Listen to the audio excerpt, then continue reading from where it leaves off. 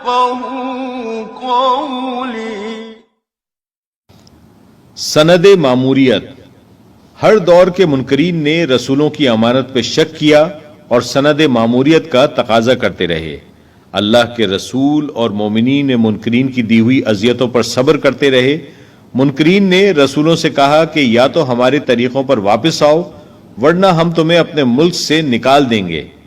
اللہ نے رسولوں پر وحی بھیجی کہ ہم ان ظالموں کو ہلاک کر کے ان کے بعد تم کو زمین پر آباد کریں گے. اس طرح ہر جبار دشمن حق نے منہ کی کھائی اور عذاب میں گرفتار ہوا. پھر آخرت میں بھی اس کے لیے جہنم ہے جہاں موت ہر طرف سے اس پر چھائی رہے گی. آندھی میں راکھ.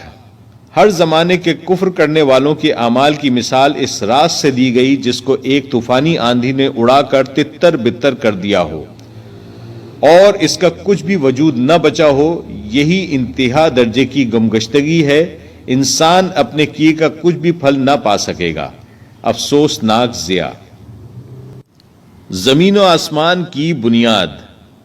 پوری کائنات اور اس کی موجودات اس بات پر دلیل ہے کہ اللہ نے زمین اور آسمان کو حق پر تخلیق کیا ہے اور وہ جب چاہے نافرمان لوگوں کو ہلاک کر کے ان کی جگہ ایک نئی خلقت وجود میں لے آئے اور ایسا کرنا اس کے لیے کچھ بھی دشوار نہیں ہے.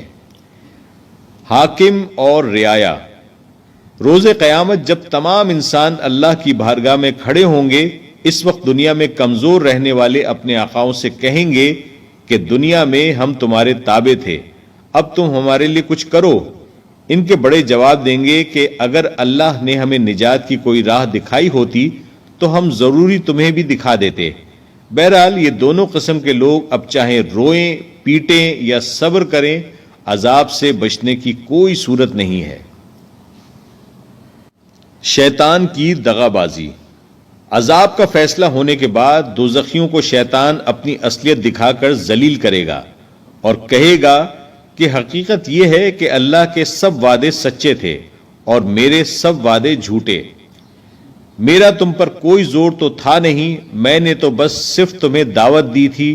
تم نے اس پر لبیک کہا اور اب ملامت کرو تو اپنے اوپر کرو. یہاں میں تمہاری مدد نہیں کر سکتا اور نہ ہی تم میری مدد کر سکتے ہو. مجھے خدائی میں شریک بنایا تو میرا کوئی ذمہ دار نہیں. ایسے ظالموں کو تو سزا ملنی ہی چاہیے. حضرت ابراہیم کی دعا.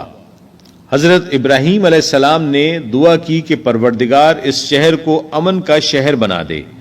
مجھے اور میری اولاد کو بت پرستی سے بچا. ان بتوں نے بہتوں کو گمراہ کیا. ہو سکتا ہے کہ میری اولاد کو بھی گمراہ کرے تو جو میرے راستے پر چلے وہ میرا ہے. جو اس کے خلاف کرے اس سے تو درگزر فرمانے والا ہے. میں نے اپنی اولاد کو تیرے محترم گھر کے پاس لا بسایا ہے اس لیے کہ یہ لوگ نماز قائم کریں تو انہیں کھانے کو پھل دے اور انہیں شکر گزار بنا اور واقعی اللہ سے کچھ بھی چھپا ہوا نہیں ہے. اے رب مجھے بھی نماز قائم کرنے والا بنا اور میری اولاد میں سے بھی ایسے لوگ اٹھا اور مجھے اور میری والدین اور سب مومنوں کو حساب کے دن معاف فرما دینا. آمین. صدق اللہ العلی العظیم.